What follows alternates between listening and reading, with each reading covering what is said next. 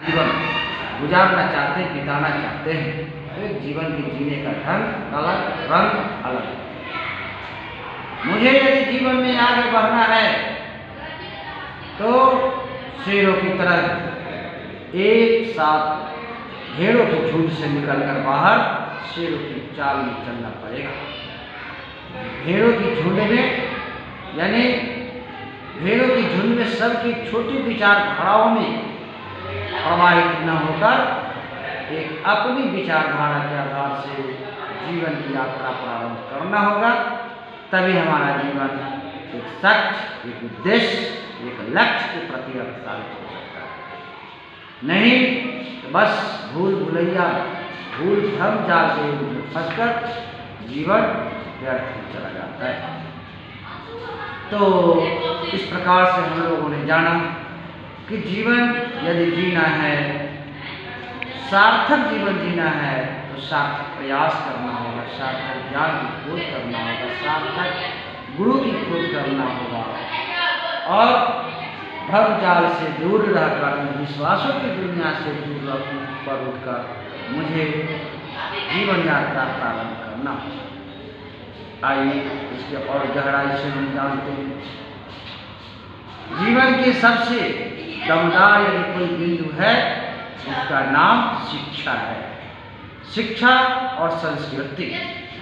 शिक्षा हमारे जीवन को संवारने का काम करता है, जीवन जीने की ताकत प्रदान करता है, जीवन जीने के लिए रगत में साहस भरता है और जीवन जीने की कला सिखाता है। शिक्षा में वह दम है जो एक निर्गुणी व्यक्ति को भी गुणवान बनाता है और निर्धन को भी धनवान बनाता है और बेरूप कुरूप को भी रूपवान बनाता है। आइए इस बात को समझते हैं कि कैसे कुरूप को भी रूपवान बनाता है।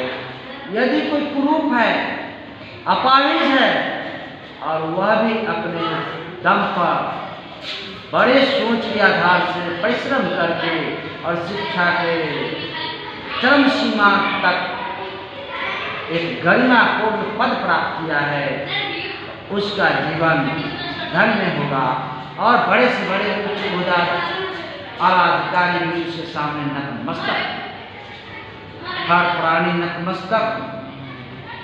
हमारे बाबा साहेब भीमराव अम्बेडकर इसका ज्वलंत उदाहरण। कभी हमारे संसार में, कभी हमारे भारत में छुआछूत की कुप्रथाएं चला करता था। जहाँ से बाबा साहेब भीमराव अम्बेडकर चले आते थे वहाँ की मिट्टी धुला जाती थी, मिट्टी खड़का हटाया जाता था।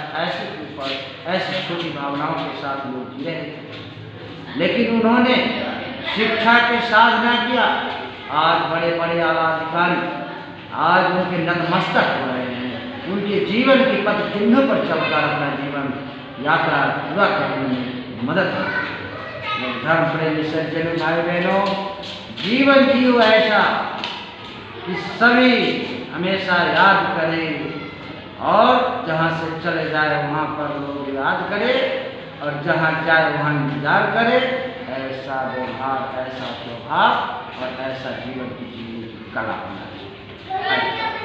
इससे भी आगे बढ़ सकते। संस्कृति क्या है? शिक्षा से पढ़ी हुई जो कीर्ति है, जो संस्कारों से भरा हुआ कीर्ति है, संस्कृति कहलाता है। जैसे हमारे देश में पूजन और बड़े की मान सम्मान आदर, छोटे को लाड प्यार और मान सम्मान आदर प्रणाम करने की सद्भावना, ये सभी हमारे संस्कार से भरा हुआ संस्कृति है। हमारे देश की धरोहर है, संस्कृति के रूप में है। संस्कृति हमारे देश की धरोहर होता है, जीवन को संवारने का कार्य करता है और भविष्य को भी संवारता है और संस्कार को भी संवारता है।